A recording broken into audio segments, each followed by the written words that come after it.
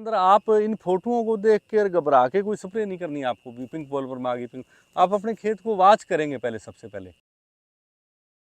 कभी भी कोई कीट आता है तो उसके बाद ही थोड़ा सा मित्र कीट पहुंचते हैं, और हम उससे पहले केमिकल कर देते हैं तो वो मित्र कीट वहां रुकते नहीं, नष्ट होने शुरू हो जाते हैं। केमिकल इंसेक्टिसाइड से जब हम कंट्रोल करते हैं तो अगर कीट बच गया तो वो आगे कंट्रोल नहीं होता। मिट्टी क्या है, एक जिंदा चीज़ है, इसमें 1 ग्राम में करोड़ों जीव थे। 1 ग्राम मिट्टी में हमें दिखते नहीं, इसलिए हम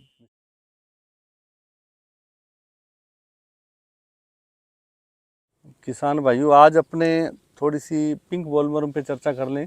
काफ़ी किसान इससे घबराए हुए हैं, थोड़ा सा वो सोचते हैं, और कई मायूस भी हैं भी क्या पता इस बार क्या होगा। उनकी बात वो ठीक है भी, अभी से अगर हम स्प्रे करेंगे तो फिर उसके एक्सपेंस बढ़ सकते हैं। ये दोनों बातें, अगर हमें टेम्परेचर मौसम साथ दे गया तो हम कंट्रोल होने के चांस ज़्यादा हो जाते हैं। कई बार ये ज़्यादा भी हावी होने के चांस रहते हैं। ये उसी एरिया में ज़्यादा है जहाँ पे अगेती बुआई कर रखी है, या फिर कहीं फैक्ट्री है कॉटन की, है ना, तो उसके अंदर आप इन फोटोओं को देख कर घबरा के कोई स्प्रे नहीं करनी है आपको भी पिंक बॉल पर मागी पिंक। आप अपने खेत को वॉच करेंगे पहले, सबसे पहले देखेंगे भी मेरे खेत में कितने मतलब फूल हैं, कितनी को उसमें सुंडी, कितने % है, उसी अनुसार आप तय करेंगे भी मेरे को स्प्रे करनी है या नहीं करनी। नहीं समझे बात को? तो आप जो है सबसे पहले खेत को वॉच करें। अब हो सके तो आप अपने परिवार को साथ में जोड़ के, बच्चों को थोड़ा और साथ मिला के सुबह खेत को एक वॉच करें भी कितनी कितनी इसमें सुंडी है। अगर जितनी आपने देखी उसमें से कुछ कंट्रोल भी होता है उससे। मैकेनिकल तरीका जो आपका हो सकता है, जैसे बचाव का तरीका, कि उसमें से मान लीजिए आपने एक लार्वा को पकड़ लिया तो उससे आगे 200 लट बनने वाली हैं जो वो कम होगी। इसी तरह फिर आपको लग रहा है कि इस स्टेज पे आपको कंट्रोल होता नज़र नहीं आ रहा, हालांकि उसमें अगर आप थोड़ा सा धैर्य रखेंगे तो उसमें मित्र कीट भी आएंगे। कभी भी कोई कीट आता है तो उसके बाद ही थोड़ा सा मित्र कीट पहुँचते हैं, और हम उससे पहले केमिकल कर देते हैं तो वो मित्र कीट वहाँ रुकते नहीं, नष्ट होने शुरू हो जाते हैं। तो फिर उसके बाद में हम इसे कंट्रोल भी नहीं कर पाते। थोड़ा सा वेट करें आप, उसके अंदर देखें कि कितनी के हैं, उसी अनुसार अगर आपको ज़्यादा लगता है तो भले ही भैया आप केमिकल यूज करें, पर आप अगली स्टेज को क्या इंतज़ार करें भी। अगली स्टेज इसकी जो आएगी मतलब जो जो अगला रूप होगा वो उसका होगा अडल्ट का, जिसको हम फिडकली कह देते हैं। वो लगभग जैसे पहले प्यूपा बनेगा, उसके बाद में ये कोई 15 के दिन का है, वो 15-18 दिन बाद, तो वो स्टेज का, या उससे पहले हम इसमें फेरोमोन ट्रैप लगा दें या लाइट ट्रैप लगा दें, और उसमें हमें पता भी लगता रहेगा भी कितने आ रहे हैं अडल्ट। और फिर हम जो स्प्रे करना है, उसके स्प्रे करना है वो आप नीम का कर दें, अकेला कर दें, नीम का निश्चित होकर कर दें। वो उसके कीट को सीधा नहीं मारेगा, आप सोचते इसको मारा नहीं है, क्योंकि उससे आपकी घबराहट उसी से ज़्यादा बढ़ती जो मौके पे खा रही है। आप वेट करें, वो फूल तो हमारा ख़राब हो ही गया, अब वो जैसे उसमें से निकल के आएगा अगला स्टेज या कोई नया आएगा तो उस पर अंडे नहीं देगा वो। ये हमें प्रकृति की तरफ से मिला हुआ एक वरदान है नीम का जो है, जो इसमें अजाडिक्टिन, जिसमें अच्छा है, ऑयल बेस की निम्बिस्टिन जैसे आती है, सबसे ज़्यादा कारगर है। वो पत्तों के ऊपर रच जाएगी कम से कम 10-12 दिन के लिए, और वहाँ पे वो एगलिंग नहीं होगी, अंडे नहीं। उसकी गंध आती है तो उसको जैसे अडल्ट को उसके आगे लगा होता है, एरिया लगा होता है, तो वो गंध देखता है, पहचान लेता है कि यहाँ उसका स्प्रे है। तो ये समझ लो भी वो एरिया को समझता है कि यहाँ पे मेरे बच्चों के लिए खतरा है, तो वहाँ पे अंडे नहीं देगा वो। फिर भी मजबूरी में देना पड़ सकता है, कई बार उसको उतारना पड़ सकता है अंडा, तो वो अंडा आगे नष्ट हो जाएगा। ओविसाइड एक्शन भी होता है इसके अंदर।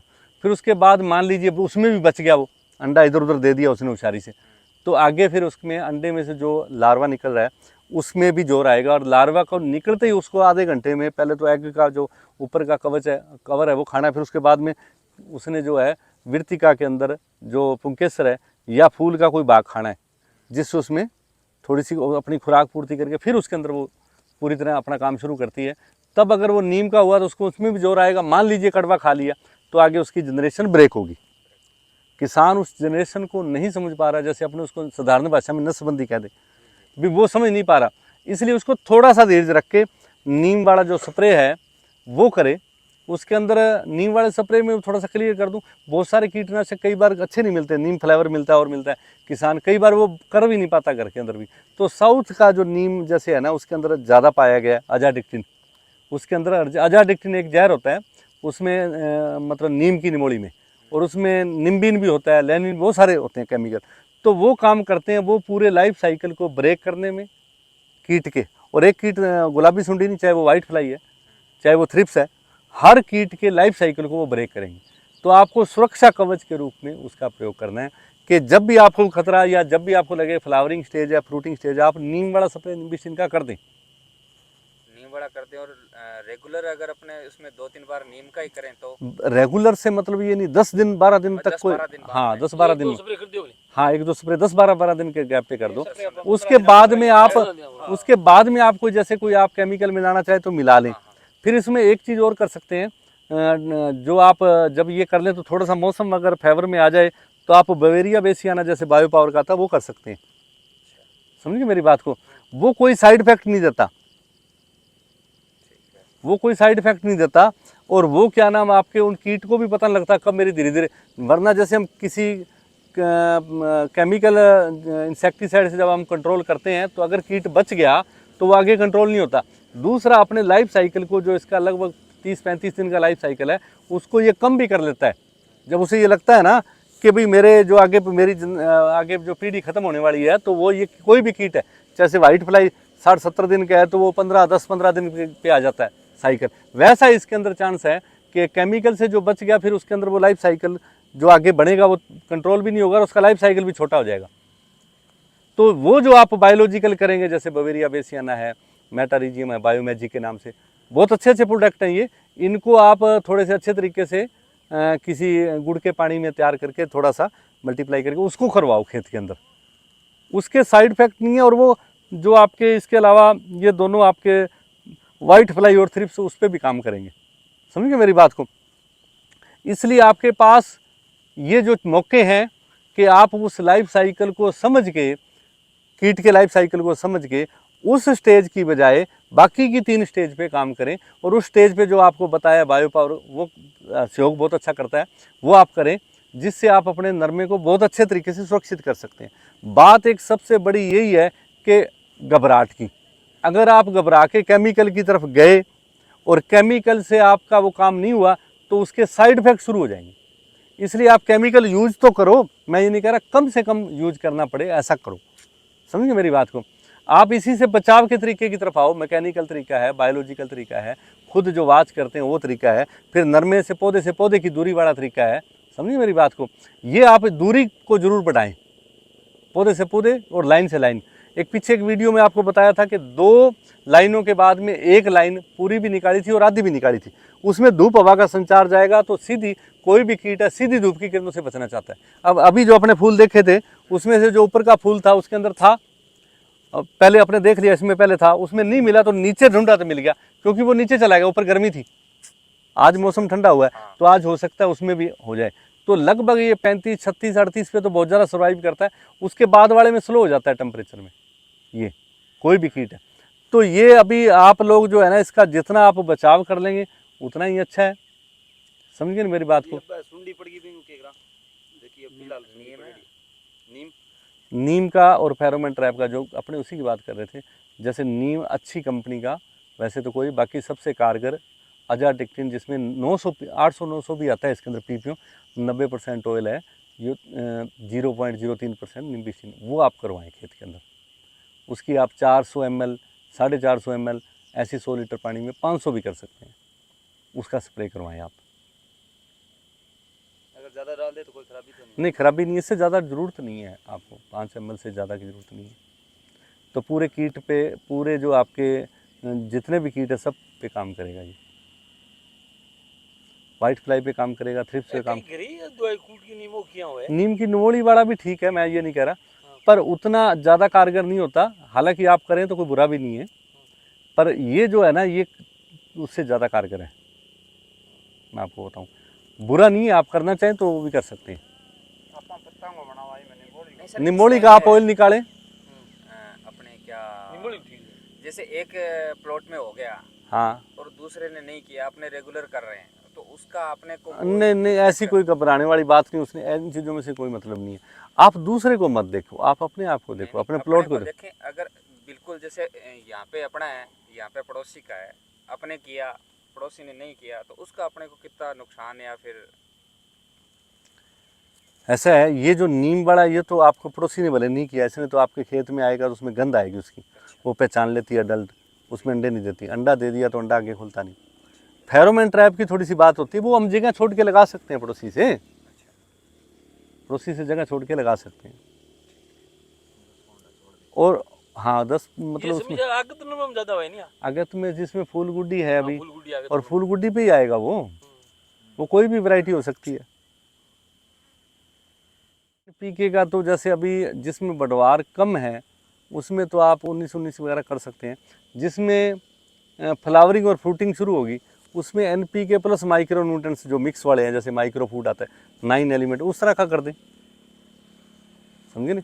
फूल और फल को भी खुराक चाहिए, उसका ऊपर से स्प्रे कर दें, वो कर दें। अब डीएपी का समय जा रहा है, 50 दिन के बाद में आपको डीएपी से कोई मतलब नहीं है। कुछ किसान भाई अगेती नरमा जो है ना वो सोचते हैं मैं पानी अब लगा रहा हूँ यूरिया पूरी कर दूँ या डीएपी, ऐसा कुछ नहीं है। जो नरमा अच्छा चल रहा है उसमें ज़्यादा यूरिया नहीं डालनी, ये भी बहुत बड़ा बचाव है, समझे नहीं। जितनी आप ज़्यादा यूरिया डालेंगे उतनी ज़्यादा बीमारी आएगी। डीएपी भी आप कोई मतलब नहीं, जो बेस बनना था बन गया। जो पिछेता नरमा है 40-45 दिन का, उसमें आप डीएपी बुआई कर सकते हैं, हालांकि पहले बीजनी चाहिए थी। अब तो सबसे बड़ा आपका तरीका है बचाने का कि आप उसके अंदर जो हल चला रहे हैं वो गहरे इतने ज़्यादा वो ना चलाएं कि उसमें मतलब मेड़ बन जाए, खाड़ी बन जाए। वो खाड़ी आपने कब बनाना है, जब पौधे ज़मीन को ढक जाएंगे तब खाड़ी वाले सीलर लगाने। इससे पहले तो आप बिना खाड़ी वाले जो वो आता है ना सीलर, वो चलाना ऊपर ऊपर, ताकि मिट्टी से ढकी रहे। समझ में आई बात। इस तरह के सीलरों के मिट्टी में खाड़ी नहीं बने, और जब पौधा ढक लेगा ज़मीन को तब आप खाड़ी खोद लेना, खाड़ी वाले सीलर चला लेना, ये काम महत्वपूर्ण है। और बायोलॉजिकल फर्टिलाइज़र आप डाल लें, आप देसी खाद डाल सकते हैं। आप जो बायो फर्टिलाइज़र के अंदर बहुत सारे हैं, जैसे वेम आता है वो डाल सकते हैं, कोई नाइट्रोजन के लिए आता है, समझे नहीं, वो इस तरह के डाल सकते हैं। डीएपी की ज़रूरत नहीं है, यूरिया आप 8-8, 10-10 किलो डालते रहें। और कोई किसान अगर अच्छा करना चाहता है तो नीम लेपित कर ले यूरिया को, उसी नीम को। सर एक कुछ लोग ये सरसों खड़ी और ये नीम की खड़ी डालते हैं। नीम की खड़ी तो बहुत ही कारगर, सरसों की भी ठीक है, पर नीम की ज़्यादा कारगर है। वो अंदर कीट, जैसे कीट का लाइफ साइकिल मिट्टी में चलता है जो, उसको वो कर देगा ब्रेक। वो आप नीम का अगर नीम कोट कर लेते हैं यूरिया, वो भी काम करेगा। एक तो यूरिया धीरे धीरे रिलीज होगा, एक उस पर गंध फैल जाएगी। आपको स्प्रे की बजाय नीम कोट कर लो, जैसे निम्बिचिन को कर लो। 1 लीटर जो है 2-2.5 बैग पे लगा लो आप, उससे बहुत बड़ा फर्क पड़ेगा। समझिए मेरी बात को। जैसे मैंने अभी 3 बीघा में वो डाली थी, सरसों खड़ी डाली थी, हाँ यूरिया में मिला के, हाँ तो वो डिफरेंस तो दिखा। हाँ, वो भी फर्क है। मैं उसकी बजाय नीम वाली खल डाल लें, नीम वाली खड़ी वो भी अच्छा मिली नहीं, लोकल मिल जाती है, मार्केट, मिल जाती है, लोकल मंगवानी मार्केट पड़ती है, मिल मंगवानी जाती है, पड़ती हाँ मिल जाती है। हाँ, नानी कर ली, फिर यूरिया में रला के। वेम तो अपने को शुरू में वैसे तो डालना चाहिए था, पर अभी भी डाल सकते हैं इसमें। नहीं यूरिया नहीं, यूरिया के आगे पीछे डालो। वेम में भी आपको ये कह दूं, कई लोग माइक्रोराजा सीधा है जो पूरा फुल फॉर्म में, वेसिकुलर, अर्बस्कुलर माइक्रोराजा, वो आप डलवाएं, समझे ना। इसमें एंडो एक्टो दोनों ही है, वो आप डलवाएं। वो क्या करता है कि मतलब जो रूट के साथ सिम्बियोटिक एसोसिएट बना लेता है पौधे के साथ, पौधे से खुराक लेता है, बदले में खुराक देता है। और वो जो है उसका फीडिंग जोन एरिया वो बढ़ जाता है दूर दूर, समझिए मेरी बात को, दूर दूर बढ़ जाता है। उससे आपको जो है मतलब बहुत बड़ा फ़ायदा होगा कि उसके रूट दूर दूर चले जाएंगे, जिसमें कल को विल्ट आने की संभावना कम हो जाती है। भोजन लेने का एरिया बढ़ गया, पानी कम लेता है। और पानी अपने को खेत में कम ही लगाना चाहिए, ज़्यादा पानी नहीं लगाना चाहिए भर के। कुछ केमिकल चला हुआ है पानी में वहाँ, कौन से फर्टिलाइजर कौन सी जिया मान लो कोई ऐसे हरोतारो कर लो तो कुछ ही कर लो, दिया लैम्डा वगैरह दवाइयाँ हैं रेडी है, तो जमीन का मान दिया गहरा बिंगो जमीन में कीड़ू ना पड़े नुकसान है के? वो नुकसान है, आप ऐसा ना करो। मिट्टी क्या है, एक जिंदा चीज़ है, इसमें 1 ग्राम में करोड़ों जीव थे। 1 ग्राम मिट्टी में हमें दिखते नहीं, इसलिए हम विश्वास नहीं कर पा रहे। ये जो माइक्रोब्स है, अगर हम इनको जिंदा रखें तो ये ही इन्होंने ही काम करना होता है। जैसे पानी कम लगाने की बात करते हैं तो मिट्टी कम्पैक्ट ना हो, सीलर चलाने की बात करते हैं, धूप हवा से जैसे अपने क्या धूप से बच जाए मिट्टी को, मिट्टी माइक्रोब्स की बात करते हैं, थोड़ी सी बत्तर की बात करते हैं, माइक्रोब्स की बात करते हैं, इनको बचाने की बात करते हैं, गोबर की खाद की बात करते हैं, इनको बचाने की बात, ये चीज़ें हैं। इसलिए आप निश्चित हो गए कोई किसी के। देखो पोटास की बात कर रहे थे आप, पोटास हमारी ज़मीनों में खूब पड़ा है। आप उसको यूज करवाने के लिए पोटास सोल्युबलाइजर आता है जो सिम्बियन के नाम से, वो आप यूज कर सकते हैं। सल्फर की भी आपके पीएच अगर 8 बता रहे हो तो 8 में आपको दूसरा सल्फर डालने की ज़रूरत नहीं। आपकी ज़मीन में सल्फर सोलुबलाइजर बैक्टीरिया एक बार इनोकुलम करवा दो 1-2 बार, तो वो सल्फर की फैक्ट्री लग गई, रेगुलर काम करती रहेगी, वो लगातार काम करेगी। आप जो कोई भी प्रोडक्ट लंबे समय तक काम करते हैं, चाहे वो धीरे करते हैं, उन्हीं पे ज़्यादा भरोसा करें क्योंकि वो टिकाऊ है। जो एकदम फास्ट मूवमेंट वाली कोई चीज़ है वो एकदम करेगी और बाद में एकदम नॉकडाउन हो जाएगी, ये दिमाग में बिठा लो। यूरिया को इसलिए पकड़ा कि वो एकदम असर दिखा रही है, सल्फर आप इसलिए पकड़े एकदम दिखा रहा है असर आपको, समझिए मेरी बात को। कीटनाशक इसलिए आपने पकड़ा कि आंखों के सामने मार रहा है, समझिए नहीं। आप उसके आगे वाले साइकिल को देखेंगे, जब आप सोचेंगे वेट करेंगे और उसको अगले वाले साइकिल को आप उसका ब्रेक कर देंगे, उसकी जनरेशन ब्रेक कर देंगे नसबंदी। ये नीम कीटनाशक तो कितना कारगर है कि आप 2-3 स्प्रे के बाद में 1 बीघा छोटे जरूर बराबर में पता भी लगे आपको भी दोनों में कितना फर्क है। बाकायदा वाच करें, देखें कितना डिफरेंस आ रहा है। घबराना नहीं है, इधर भी सुंडी मिल जाएगी उधर मिलेगी, दोनों में डिफरेंस होगा। अगर उधर 5-7 मिल रही तो उधर 1-2 मिल सकती है, फर्क आएगा उसके अंदर। उसी पे थोड़ा सा विश्वास बनाए रखें। और किसान ही सबसे बड़ी बात है कि वो अपने विश्वास, जो सकारात्मक सोच है किसान की है, वो विश्वास पे ही काम करता है बिना घबराहट के। अगर वो कई बार दूसरे के मोल से घबरा के वो कुछ ना कुछ डाल देता है, ऐसा नहीं करना। तो थोड़ा सा प्रकृति पे भरोसा बनाए रखें। इसके अंदर जो कीट है उसके बराबर में मित्र कीट हैं, समझिए मेरी बात को। वो साइकिल अपना काम करता है। आपको क्या करना है, पौधे से पौधे की दूरी, लाइन से लाइन की दूरी, वाच करना है, फेरोमोन ट्रैप का प्रयोग करना है, और ये नीम जो अपने का बात करने हैं निम्बिस्टिन का, इसका प्रयोग करना है। और आपको कीटनाशक में अगर ज़रूरत पड़े तो आप बायो पावर को यूज करना कुछ एरिया में। बाकी आप फिर भी कीटनाशक आपको जाना चाहते तो आप उसके अंदर इमामेक्टिन है, उसका प्रयोग कर सकते हैं। इसके बाद में आप परफोनोफोस का प्रयोग कर सकते हैं नॉर्मल मात्रा में, ज़्यादा डोज नहीं, और सिंथेटिक से बचना है आपने। तो ठीक है भाइयों, ठीक है सभी, धन्यवाद।